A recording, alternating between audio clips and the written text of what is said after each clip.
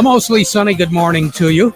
I hope your day is going well for you, wherever you might be. Hey, much better today than what it has been as far as our temperature as of right now. If you remember, about 24 hours ago, we were looking at temperatures in the 36, 37 degree area, and it took until about 5, 6 o'clock last night for those temperatures to warm up above the 40 degree mark. Well, right now, with mostly sunny skies, 43 at the airport, 42 at Radio Center. Downtown Midland is at 45. Downtown Bay City is coming in at 43. We have an easterly breeze, about 5 miles per hour. You can barely feel it. The barometer is rising, and this is what you should look forward to when you have a barometer of 30.39 and rising. The reason why? Well, we have a high pressure system to the north of us, and that high is bringing us that light northeast breeze, but it's also keeping all the clouds away from us. And we do anticipate pretty much cloud-free, not only for the remainder of the day today, but also tonight, and for a good portion of the day, if not all of the day, on Friday. Maybe Friday night, we'll see a few clouds around, but we're not really looking for the cloud cover to move in and thicken until we move through the day on Saturday. And all throughout this period, temperatures are going to continue to warm up just a little bit. Now, cold temperatures, yeah, we started the morning off pretty chilly around these parts. We did see a number of overnight lows in the 27, 28, 29 degree area, and you don't have to go too far away from the immediate Great Lakes Bay region to see those nighttime lows a whole lot chillier. Matter of fact, the further south we got overnight, the colder it was. White Lake, that's down by, just about down to Ann Arbor. It's on 23, 21 degrees last night. Ann Arbor dropped down to 23. Carroll over at the airport, they had an overnight low of 22. Flint at Bishop Airport coming in at 22, and Lapeer coming in at 22 as well. Port Huron reported 23.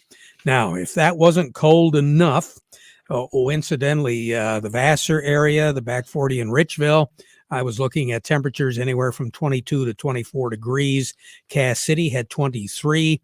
Lapeer, as we said, temperatures got right down there, 21, 22 degrees. Even Algonac had 22 degrees for a low, and Richmond in Macomb County started the morning off at 22. But then you get a little bit further north, and the temperatures are even colder. Pellston, 17 degrees overnight. Mayo coming in at 17. The Grayling Gaylord area overnight low of 18. Mayo was at 18 degrees. And as Jonathan said off mic a little bit earlier, well, at least we didn't have any single digits. Boy, we get single digits the end of April. We're all in trouble. What's going to be happening over the next few days? As I said, a gradual warm up as we go through the day. Not only today, we'll peak out at about 52 degrees because that high is going to stick around by us. It's over the straits right now. Clear skies tonight, 29. Sun will set this evening at 8:35. Rise tomorrow morning at 6:32. A little bit warmer tomorrow, 58. Sunshine. Partly cloudy skies tomorrow night. There is going to be a light southeast breeze. A system is going to be looping down under Michigan in the Tennessee Valley from the Kansas-Nebraska area, so it's not really going to affect our weather at all on Friday. During the day on Saturday, we're going to keep our eye on a low-pressure system, which will be moving into the Dakotas and Nebraska. That low is going to push some shower activity in our direction. It does appear as though Iowa, Illinois, Missouri, Wisconsin, they're all going to see some shower activity as we move through the morning hours on Saturday. We're not anticipating any of that activity affecting our weather until later on in the day on Saturday, more likely Saturday night, and especially after midnight on Saturday. 60 will be our projected high temperature for the day, 48 with the shower activity on Saturday night. Then during the day on Sunday, we'll move up to about 66 degrees. Showers will be around.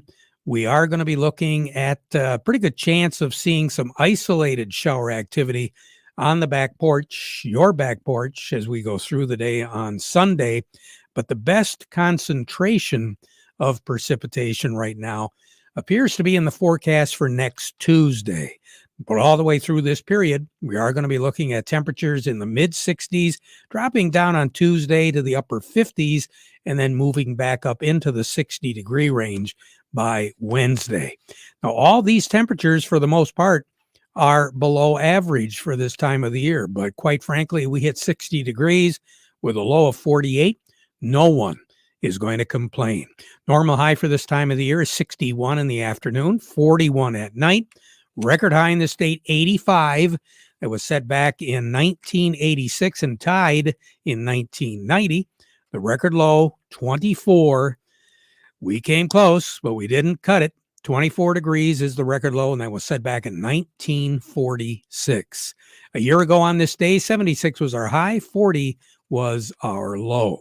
Incidentally, the average precipitation for the month of April, because we're really not anticipating, other than Saturday night before midnight, much more in the way of precipitation. The average precipitation for April is 3.2 inches of rain. And most of us have come well under that for April this year. So April is going to finish off, as far as the moisture goes, we would think above average, but that's not the case. The record amount of snowfall in the month of April was set back in 1975. We had 14 and a half inches of snow in April. This year at the airport and around the Great Lakes Bay area, we have picked up just under 2 inches of measurable amount of snow. That's a look at the weather. And again, the long range outlook, we're going to continue to average below average slightly on the temperatures. Our precipitation pattern is going to be average, if not a little bit below average, all the way through the 11th of May. More on the weather. Standing by is we have Melinda Sweeney. We'll be talking to her in just a moment about the markets. But before we do that, we want to remind you the weather forecast brought to you by the folks at Nutrient Ag Solutions. Nutrient Ag Solutions has the local expertise to recommend the corn, soybean, and other seed products that are the best fit for your field. Plus, unparalleled agronomic support with products and services to unlock yield potential and improve crop performance from planting to harvest. Ask about our financing options to help you get more from every acre and lead the field. Visit your local Nutrient Ag Solutions branch or go to nutrientagsolutions.com. Say, do you want to unlock the secret to higher yields? If you're applying dry fertilizer, the key to better yield potential is Titan XC. Titan XC is a fertilizer biocatalyst that unlocks and releases the bound-up nutrients in granular fertilizer, promoting better root uptake and plant growth. Drive performance this season and beyond. Release more nutrition. Expect better results with Titan XC. For more information, visit lpi.ag/unlock or contact your Nutrient Ag Solutions crop consultant today. Farm Service brought to you today by the folks at the Michael Sarr Crop Insurance Agency. Risk management, that's what it's all about. Mother Nature has been creating all sorts of interesting scenarios so far, and don't think she's going to quit when the calendar says May the 1st. It's going to continue, and it'll continue all summer. That's why you should be working with the folks at the Sarr Agency right now to protect yourself against the bad things and take advantage of the good things that are available to you. They're licensed to serve all of Michigan with both conventional and organic crop insurance. You can get a hold of their agents on their cell for questions or emergencies, or you can call the office, 989-868-4722. We say good morning to Melinda Sweeney over at the Andersons. Melinda, it seems like every time I talk to you on Thursday, you got a whole lot of red on the board. Are we doing a little bit better today? Beans are up corn's up 1, beans are down 7 right now. But yeah, we might have to switch to Tuesdays because this is like bad new bears around here. Well, I don't know if Rick Hollister would buy into that. He kind of likes what he's doing on Tuesdays. Markets cooperate. Hey, why are the markets doing what they're doing right now, Melinda? Yeah, Indonesia is on and off again with their export ban on palm oil. And it kind of keeps the worldwide vegetable oil market guessing and adding volatility to the bean prices. The U.S. cold and wet weather is getting a little more chatter day to day. It's more so the next 40 days as we're going through planting. And it's not really getting off to a great start as we can tell, but the weather forecast for the next week is somewhat better. There's rumors on more corn demand from the U.S. to China, which has bolstered old crop corn futures into new highs the last few days again, but hasn't seemed to encourage a new round of speculative enthusiasm, and it's more or less trading sideways, very choppy. So we have a wide swing every day in the market. The wheat ratings from the USDA from Monday deteriorated again, with less than 30% of the wheat being rated good to excellent, which is reflecting the wheat price today, especially across the southern wheat belt. As far as Michigan goes now, the latest information I saw is we did have a little bit more improvement on our crop. Yeah, it seems to be pulling out of the winter better than a lot of people suspected. But I know that in the Dakotas, some of the places where they enjoy putting spring wheat in, it's either been too cold or it's been way too dry. I'm kind of curious what some of those growers are going to wind up doing. Yeah, I heard some people are going to rip it up. I was reading some charts about the dryness across the United States. I'm trying to pull that up real quick. Oh, it's less than half of it has had rainfall in the last 30 days in the southern wheat belt. And they're saying it's not looking great. But, I mean, as for the northern part, I think there's a lot of time left to see what actually happens. Yeah, I'm always kind of curious when they try to get that crop in. I've never really paid that much attention, but quite frankly, there's a lot of things that we never really paid too much attention to that we're paying a lot more attention to this year, probably because of the volatility and how strong the prices have been. Right. So at this stage of the game on the board, what do you have at the Andersons? Yeah, new crop corn, we're at $7.52. Nearby corn $7.52. New crop corn $7. Nearby beans $16.50. New crop beans $14.67.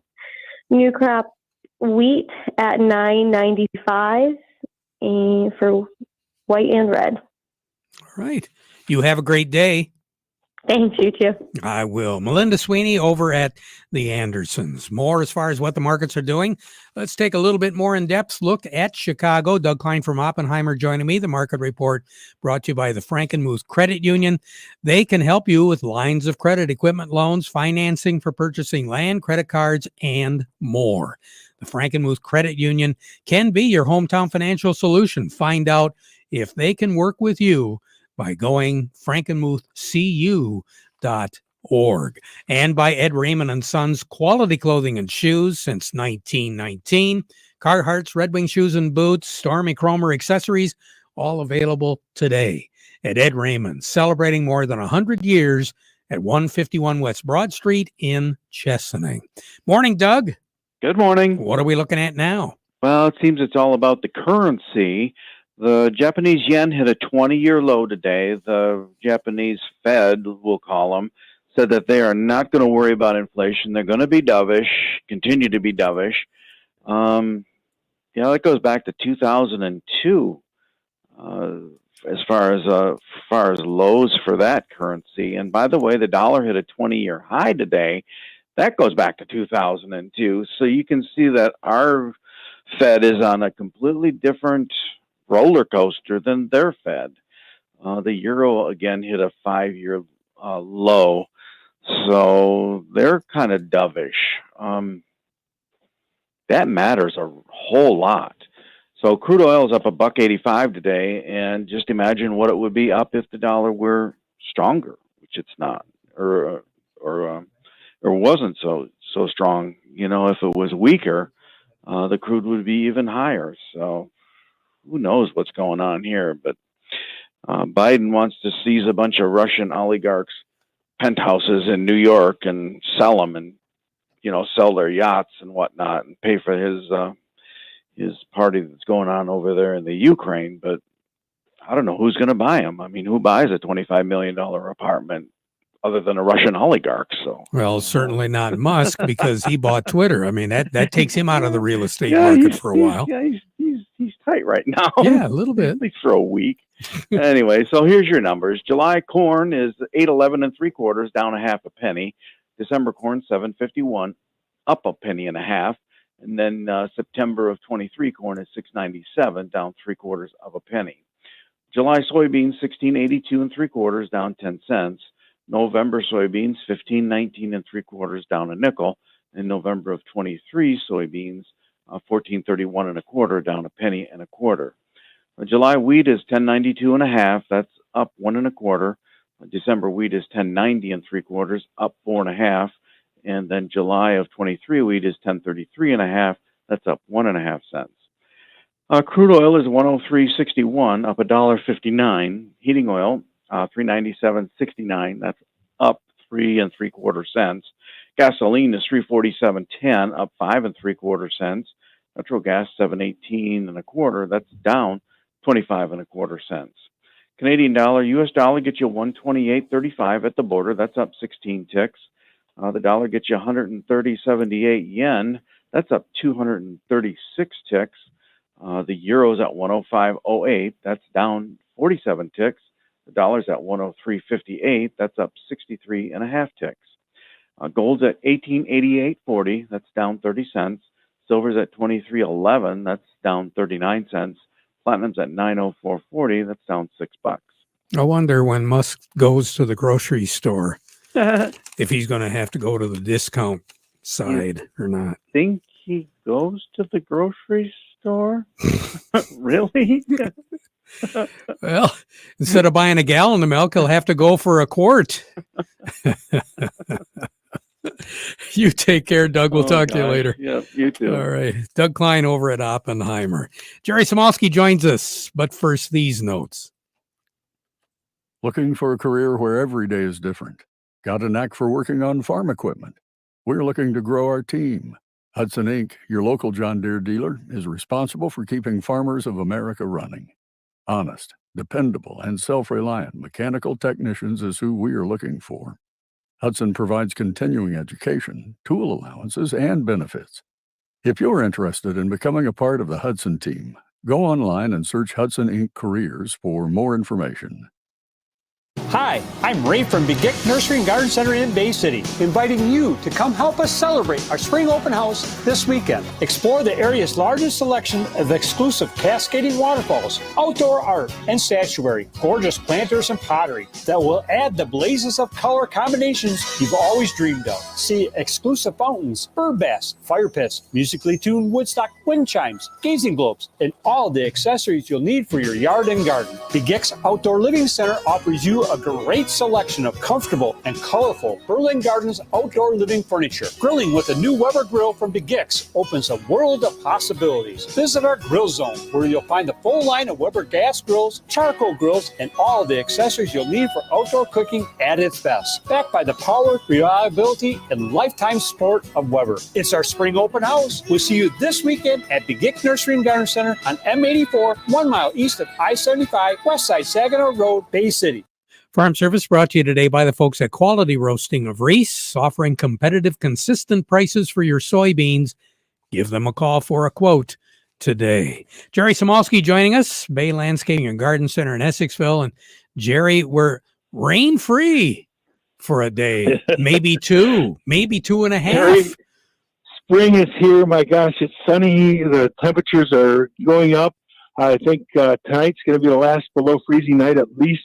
We might have something pop up in a couple of weeks, but it looks really good to me for quite a while. So get out there and get gardening. And why don't we plant our plant of the week, Redbud. Redbud is a beautiful flowering tree. It comes in numerous varieties. It has a lavender flower. It'll start blooming in a couple of weeks now, or it could have been blooming already in a normal season. But hey, it'll start blooming in a couple of weeks.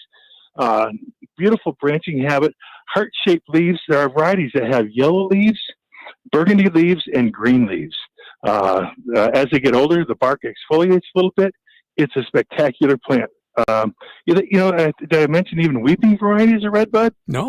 So a lot of different varieties and a lot of different things. They've been doing a good job of coming up with new varieties and promoting that plant. It's a beautiful plant. Redbud, everybody should have one. And you've got them at Bay Landscaping right now. Yes, we do. Fantastic. Jerry, you have a great day. We'll talk to you again.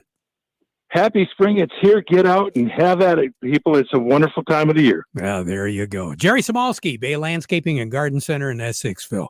Why don't we slide over to Baird and Company right now?